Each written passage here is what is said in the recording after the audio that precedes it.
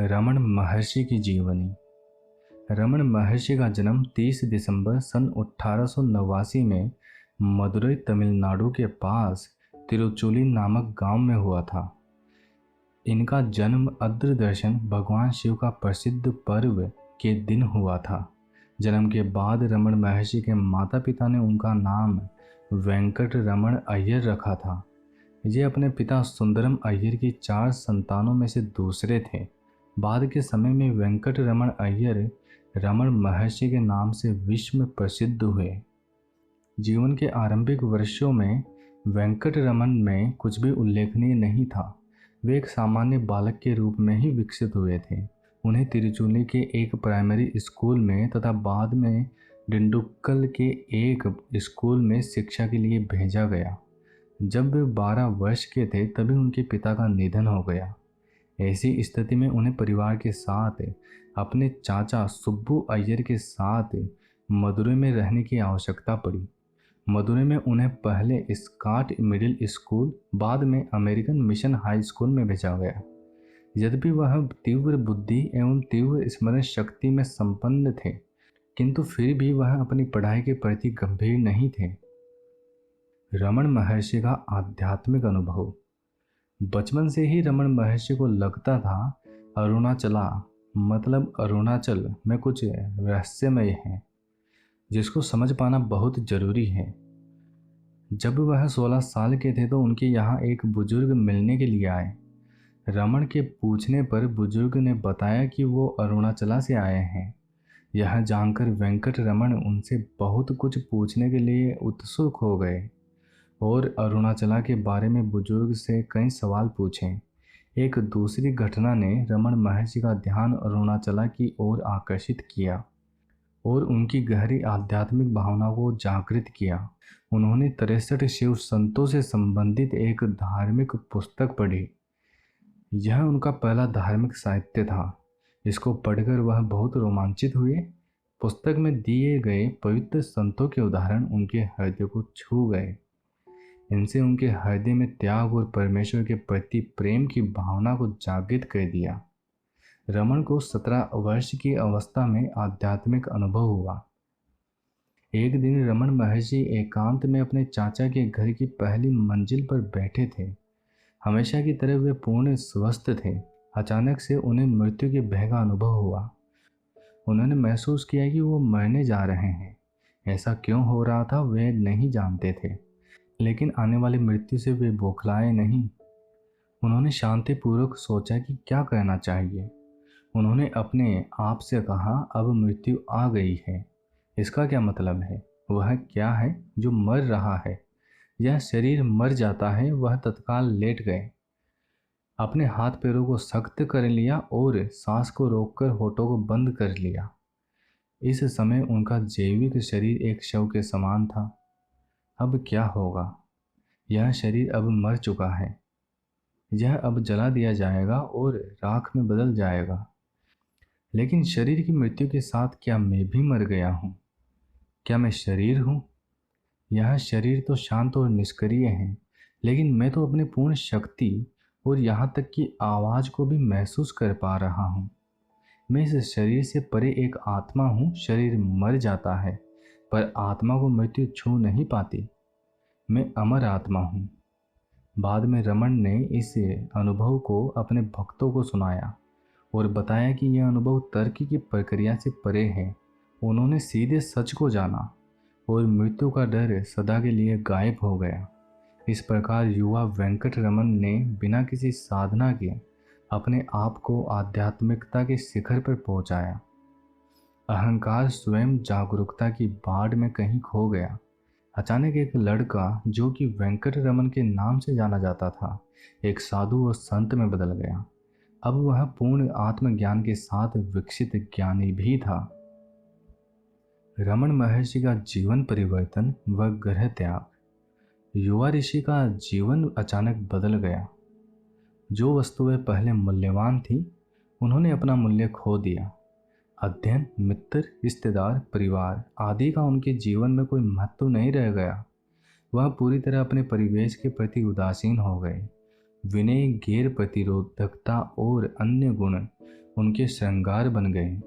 अकेले बैठते और स्वयं को ध्यान में लीन रखते। वह रोज मीनाक्षी मंदिर जाते और हर बार भगवान और संतों की मूर्तियों के सामने खड़े होकर एक उमंग का अनुभव करते। एक नई दृष्टि लगातार उनके साथ थी। 17 वर्ष की अल्प आयु में ही रमण का व्यवहार एक योगी के समान था।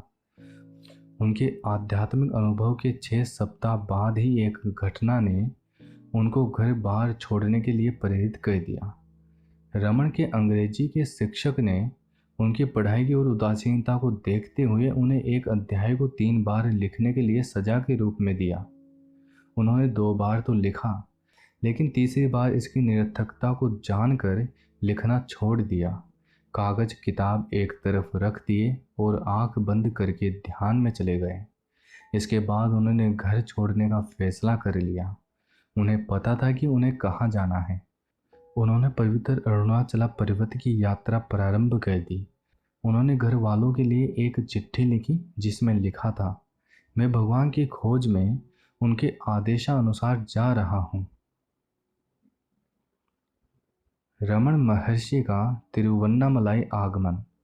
मदुरई से तिरुवन्नामलाई लगभग 400 किलोमीटर दूर है।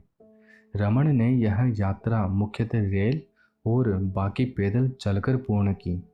रास्ते में अनेक कठिनाइयों का सामना करना पड़ा। कई बार भूखा ही सोना पड़ा। पैदल चलने और भोजन न मिलने से मूर्छित हो जाते थे। उन्हें इस अवस्था में देखकर लोग उनकी सहायता करते और खाना देते, लेकिन यह सब कठिनाइयां रमण महर्षि का मनोबल कम न कर सकी और अंत में वे तिरुवन्नामलाई पहुंच गए। वहां पहुंचकर वे जल्दी से अरुणाचलेश्वर मंदिर पहुंचे। इस समय मंदिर बिल्कुल खाली था। वहां पर मंदिर के पुजारी भी नहीं थे। रमण सीधे मंदिर के गर्भगृह में चले गए। जैसे ही वे अरुणाचलेश्वर के सामने खड़े हुए, उन्हें अकथनीय आनंद का अनुभव हुआ। वे यात्रा में हुए सभी कटु अनुभव भूल गए। वह मंदिर से बाहर आए और शहर की गलियों में घूमे। उन्होंने औपचारिक तौर पर संन्यास नहीं लिया। जब किसी ने उनसे पूछा कि क्या वह अपना मुंडन कराना चाहते हैं, तो उन्होंने अपनी सहमति दे दी।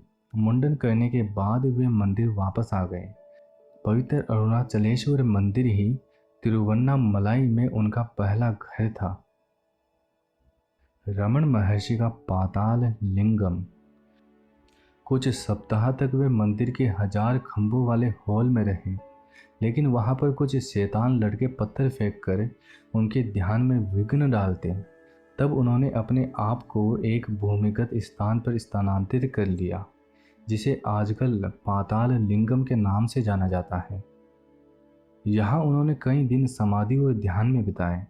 समाधि के समय वे अपनी गहरी अवस्था में चले जाते, जिससे उनको कीड़े और चींटियों के काटने का अनुभव भी नहीं होता। अंत में उनको भक्तों द्वारा पाताल लिंगम से बाहर निकाला गया। इसके बाद उन्होंने कई स्थान बदले। वे कभी किसी से बात नहीं करते थे।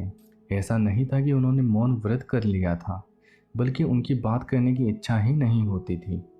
महर्षि रमण की तपस्या और समाधि देखकर उनका यश सब तरफ फैलने लगा। कुछ समय उपरांत रमण के परिवार वालों को पता लग गया कि वे अरुणाचला में हैं। उनकी मां ने रमण को घर ले जाने की बहुत कोशिश की, लेकिन वे शांत रहे और मां को कोई जवाब नहीं दिया। मां के कई दिनों तक प्रयास करने के बाद रमण ने एक पृष्ठ पर लिखकर कहा, सभी मनुष्य के कार्य उनके प्रारंभ कर्म से निर्धारित होते हैं। जो नहीं होना है वह नहीं होगा, भले ही आप उसे करने के लिए अथक परिश्रम कर लें।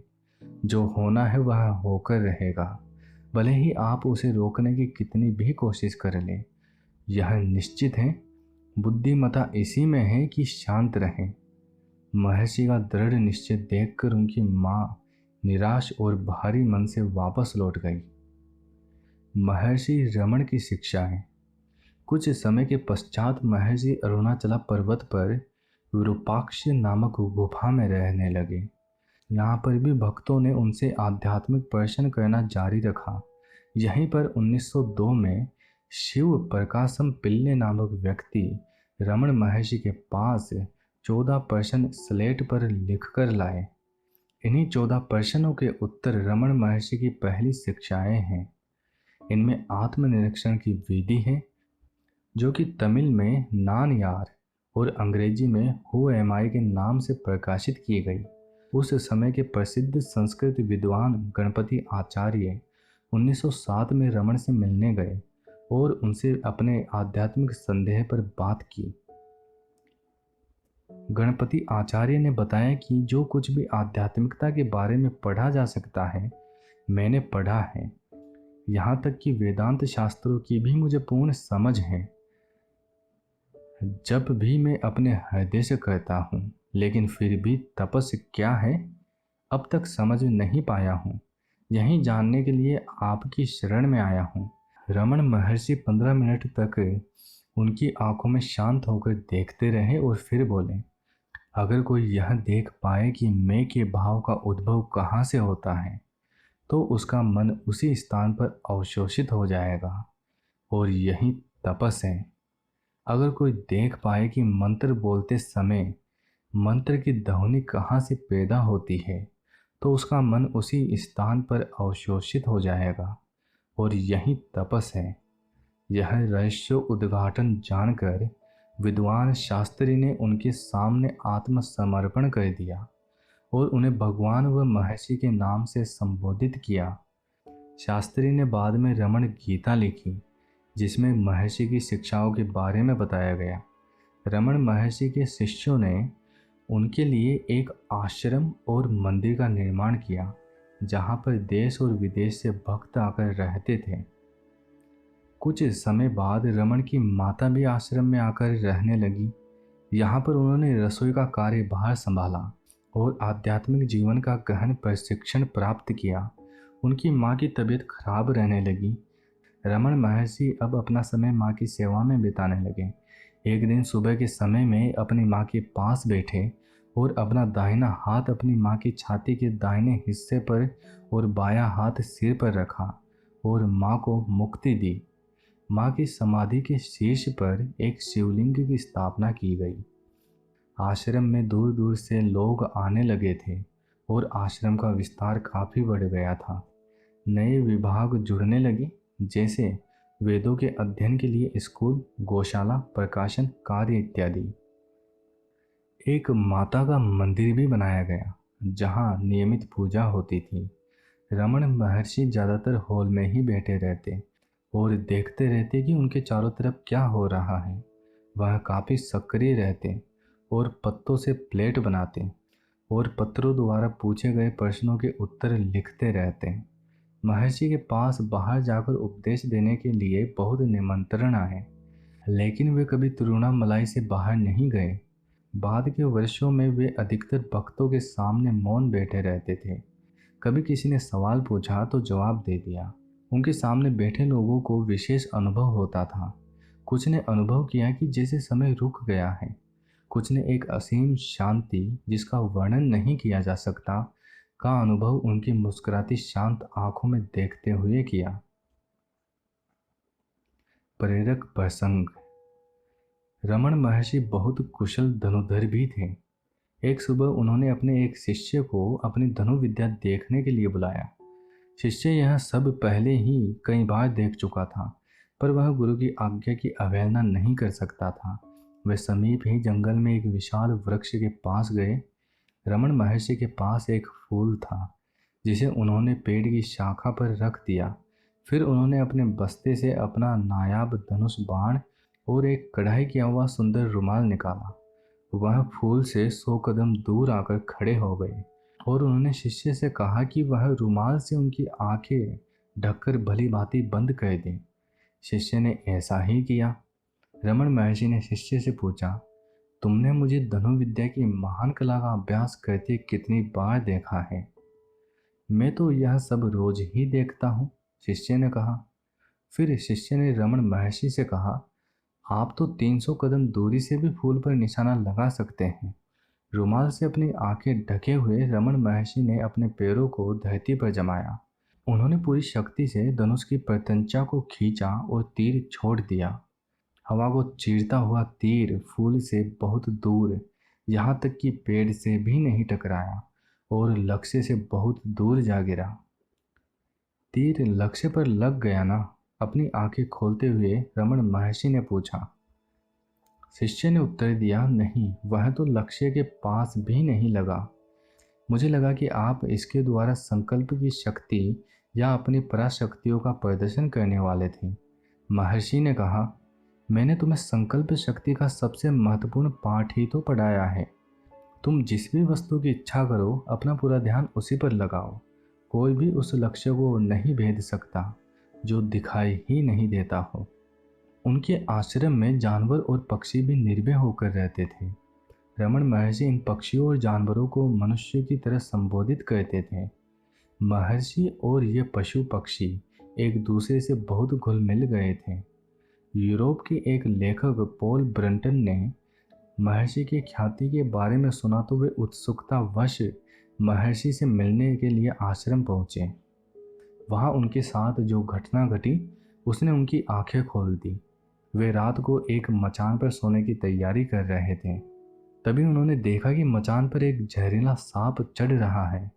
उन्हें लगा कि आज उनकी मृत्यु निश्चित है। तभी रमण महर्षि का एक सेवक वहां आया और सांप से आदमी की तरह बोला, ठहरो बेटा। सांप एक आज्ञाकारी बालक की तरह जहां था वहीं रुक गया और फिर पहाड़ों की तरफ गया और गायब हो गया। यह अद्भुत घटना थी। पॉल ब्रंटन के लिए यह चकित करने वाली घटना थी।